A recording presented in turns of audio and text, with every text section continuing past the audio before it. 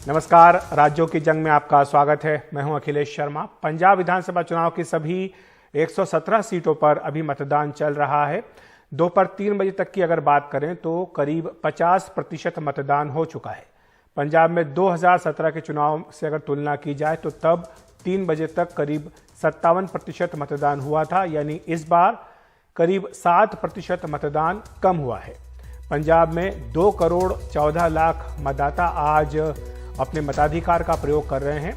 1300 उम्मीदवारों की किस्मत दांव पर लगी है। इस बीच कांग्रेस, आम आदमी पार्टी, बीजेपी, पंजाब लोक कांग्रेस गठबंधन, अकाली दल और बीएसपी गठबंधन मैदान में, साथ ही किसानों के भी कुछ संगठनों ने अपने आप को चुनाव में खड़ा किया है।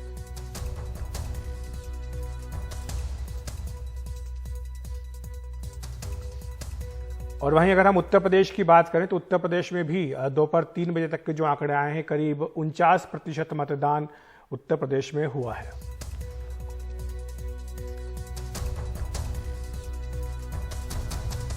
और यहां पर 16 जिलों में 59 सीटों पर मतदान हो रहा है। दोपहर 3 बजे तक करीब 49% मतदान हो गया है। अगर हम 2017 की बात करें तो तब 3 बजे तक करीब 51.6% मतदान हुआ था, यानी इस बार करीब 3% मतदान अभी तक कम हुआ है। आज यहां के 2 करोड़ 15 लाख से अधिक मतदाता अपने मताधिकार का प्रयोग कर रहे हैं। 600 से भी अधिक उम्मीदवारों की किस्मत दांव पर लगी है। इस दौर में भी कई दिग्गजों की प्रतिष्ठा दांव पर है। करहल की बात करें तो वहां से पूर्व मुख्यमंत्री और सपा प्रमुख अखिलेश यादव चुनाव मैदान में हैं। शिवपाल यादव जसवंत नगर से अपनी किस्मत आजमा रहे हैं।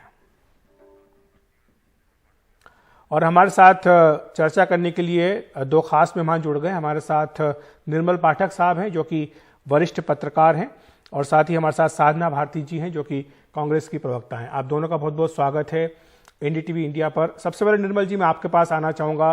पंजाब की अगर हम बात करें तो अभी तक के जो मतदान के आंकड़े आ रहे हैं, पिछले बार के तुलना करें तो करीब 7% कम है। 3 बजे तक के आंकड़ों की बात करें तो ये आंकड़े अभी किस ओर इशारा कर रहे हैं?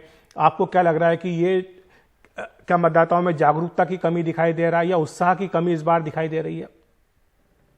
देखिए, वो जागरूकता का मुझे नहीं लगता कि कुछ कमी होगी, क्योंकि लगातार पिछले 4-5 चुनाव से हम देख रहे हैं मतदान का प्रतिशत बढ़ ही रहा था।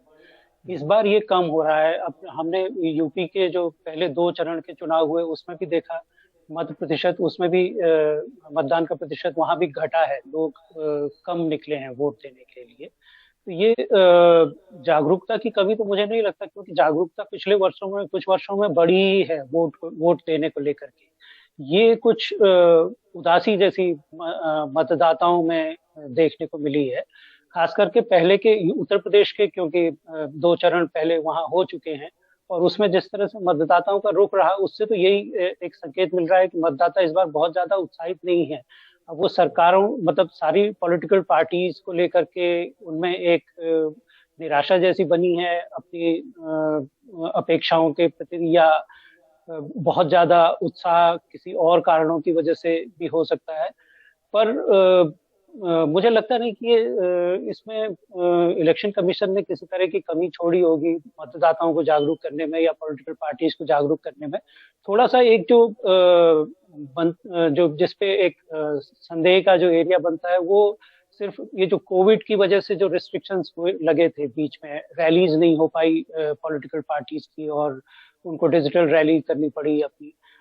वो एक टेम्पो जो बनता है मतदान के दिन तक का, वो शायद कुछ इस बार कम बन पाया क्योंकि लगातार रैलियां होती हैं, लोग इन्वॉल्व होते हैं उसमें, राजनीतिक दलों के कार्यकर्ता इन्वॉल्व होते हैं।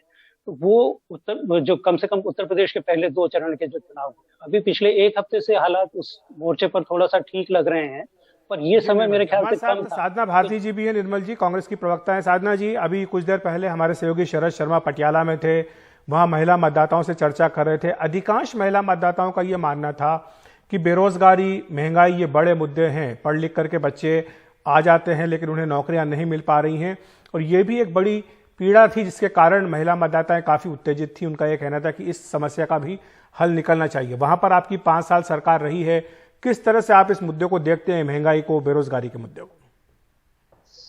देखिए, मैं तो यही कहूंगी आदरणीय अखिलेश जी कि हमने जितना हो सका राज्य सरकार में रहते हुए उतना पंजाब के अंदर विकास करने का काम किया। जब हमें लगा कि जब मुख्यमंत्री की बात आई तो हमने एक दलित मुख्यमंत्री देने का काम, पंजाब को पहली बार कांग्रेस पार्टी ने कोई दलित मुख्यमंत्री दिया है। मैं तो नहीं जानती भाजपा ने कोई दलित मुख्यमंत्री अभी तक दिए हो तो बता दें। मुझे लगता है कि बेरोजगारी हो, महंगाई हो, ये मुद्दे राष्ट्रीय स्तर के मुद्दे बन चुके हैं। राज्य में तो हमने चाहे बिजली उपभोक्ताओं ने भी राहत देने का काम किया, पेट्रोल डीजल की कीमतें हमने पंजाब में कम की, जो किसान आंदोलन में जो शहादत 400 से अधिक किसानों ने जो पंजाब के थे उनको हमने मुआवजा देने का काम किया। मगर हम पूछते हैं भाजपा क्या कर रही है, क्योंकि आज उत्तर प्रदेश में तीसरे चरण की आप जानते हैं वोटिंग है, वहां पे क्या स्थिति है, क्योंकि मैं तो प्रचार करते हुए आ रही हूँ, मैं देख रही हूँ कि जनता कहीं ना कहीं रोष व्यक्त कर रही है भाजपा के खिलाफ, क्योंकि महंगाई हो, बेरोजगारी हो, साथ ही साथ जो कि इन्होंने ठगबंधन जिन लोगों से किया है। संजय निषाद जी वो ये कह देते हैं कि भाई माता कौशल्या के सतीत्व पर प्रश्न उठा दिया था उन्होंने कहा भगवान राम तो दशरथ जी के पुत्र नहीं है। दूसरी तरफ भाजपा कहती है कि हम सबसे बड़े राम भक्त हैं। तो अगर भाजपा राम भक्त है तो फिर ये पहले तो बताए कि क्या ये ठगबंधन तोड़ेंगे, क्या ये मानते हैं कि भगवान राम जी दशरथ जी के पुत्र नहीं थे, क्या ये भी माता कौशल्या के सतीत्व पर प्रश्न उठाते हैं। और दूसरी तरफ बेटी बचाओ बेटी पढ़ाओ का नारा खोखला साबित हुआ। सब जानते हैं बुलंदशहर के अंदर किस तरह धौरव में एक बच्ची का रेप हुआ, लोधी बच्ची का, उसके बाद विस्तार से हम चर्चा करेंगे, उत्तर प्रदेश के बारे में बात करेंगे। हमारे साथ सत्यपाल जैन साहब भी जुड़ गए हैं, भाजपा के नेता हैं, वरिष्ठ नेता हैं। सत्यपाल जी, आपका स्वागत है एनडीटीवी इंडिया पर। आप सुन रहे होंगे साधना जी को, बहुत तीखे हमले वो बीजेपी पर कर रही हैं। वो कह रही हैं कि महंगाई का मुद्दा हो या फिर बेरोजगारी का मुद्दा हो, ये सारे मुद्दे राज्य स्तर के मुद्दे नहीं है, ये राष्ट्रीय स्तर के मुद्दे हैं और इनको लेकर बीजेपी को जवाब देना चाहिए। ये सवाल इसलिए उठा क्योंकि जो महिला मतदाता हैं पंजाब की आज जो वोट डाल रही हैं, उनका ये कहना है कि ये 2-3 मुद्दे ऐसे हैं जिनको सोच करके, जिनको सामने ध्यान में रख करके वो अपने मताधिकार का प्रयोग कर रही है।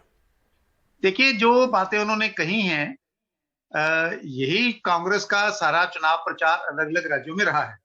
उन्होंने अपनी बात कही है, हमने अपनी बात कही है, और आज तो अभी 2 घंटे बाकी बचे हैं। लोग अपना सारी बातें सुनने के बाद निर्णय दे रहे हैं और मुझे लगता है कि सार्थक बहस तो 10 मार्च को होगी। जब परिणाम आ जाएंगे तब मालूम होगा कि किसकी बात पर जनता ने विश्वास किया है, किसकी बात पर विश्वास नहीं किया है। आज तो आर्गुमेंट्स हैं। दूसरी बात मैं ये कहना चाहता हूं कि कांग्रेस पार्टी अपनी सुविधा के अनुसार आर्गुमेंट करती है। जब पंजाब के अंदर विषय आते हैं तो वो केंद्रीय विषय बना देते हैं, और जब ये केंद्र में सरकारें थी तो ये राज्य सरकारों पर डाल देते थे। मैं ये कहना चाह रहा हूं, आपने कहा जी कि पंजाब में दलित मुख्यमंत्री दिया, बहुत अच्छा दिया, ठीक किया। वो दलित है, मेरे शहर के हैं, हम दोनों एक ही शहर से आते हैं, खरड़ से। मैं उनका मान सम्मान करता हूं, इज्जत करता हूं। पर मोहतरमा मुझे एक बात बताइए, क्या सिर्फ एक दलित मुख्यमंत्री देने से, या सिर्फ एक महिला को प्रधानमंत्री बनाने से, या सिर्फ एक महिला को राष्ट्रपति बनाने से, या किसी सांप्रदायिक के, धर्म के, राज्य के व्यक्ति को सत्ता के उच्च पद पर बिठाने से उस समाज की सारी समस्याएं समाधान हो जाती हैं? आज दलित समाज भी कहां वोट डाल रहा है? आज आप कहेंगी क्योंकि पंजाब में तो वोट लगभग डल गया है, 10% ही बाकी और है। यूपी में भी 2 चरण और बाकी हैं। 10 मार्च को जब परिणाम आएंगे, आपकी जो मतदान का प्रतिशत है वो पिछले चुनाव की तुलना में कम हो रहा है, करीब 7% मतदान 3 बजे तक कम हुआ है। तो ये क्या उदासीनता है वोटरों में? वो चाहते हैं कि उन्हें लगता है कि शायद नेताओं के पास उनकी समस्याओं का हल है ही नहीं, इसलिए वोट डाल के क्या फायदा? नहीं, एक कारण ये भी हो सकता है। मैं ये नहीं कह रहा कि ये नहीं हो सकता है। अलग अलग जगह ये बात सत्य है कि आज आम जनता में राजनीतिक नेता चाहे किसी भी पार्टी के हों, उनके बारे में धारणाएं बहुत अच्छी नहीं है। ये सही बात है, कोई बात को माने ना माने। लेकिन मेरा आपसे यह भी निवेदन है, मेरा एक चुनावी कानून का वकील होने के नाते, कि अभी 6 बजे तक इंतजार करिए, सारे डाटे आने दीजिए। कई बार चुनाव आयोग के पास बहुत इंटीरियर से डाटा नहीं आया होता। ये शुरुआती आंकड़े आते हैं, आप सही कह रहे हैं। जाते जाते साधना जी आप अपनी बात रख दें संक्षेप में, क्योंकि मेरे पास बिल्कुल समय नहीं है। जी, मैं तो इतना ही कहूंगी कि इनसे पूछना चाहती हूँ, ये कह रहे हैं क्या दलित मुख्यमंत्री, आप बता दो ना आपने कौन सी महिला प्रधानमंत्री दे दी। आप बता दीजिए भाजपा की महिला राष्ट्रीय अध्यक्ष एक का नाम। मतलब आप ना महिलाओं का सम्मान चाहते हैं ना दलितों का। ऊपर से उमा भारती जी आप ही की मुख्यमंत्री रही, क्या कहती थी वो कि मोदी जी तो विकास पुरुष नहीं विनाश पुरुष है। उन्होंने तो कहा था भाजपा। बहस लंबी चलेगी साधना जी, मेरे पास समय की कमी है, माफी चाहता हूं मैं आपसे। आपके सवाल जायज हो सकते हैं, सत्यपाल जी के पास इनका जवाब भी होगा निश्चित तौर पर, लेकिन मेरे पास फिलहाल समय की कमी, माफी चाहता हूं। निर्मल जी, सत्यपाल जी और साधना जी, आप तीनों का बहुत बहुत धन्यवाद हमारे साथ जुड़ने के लिए।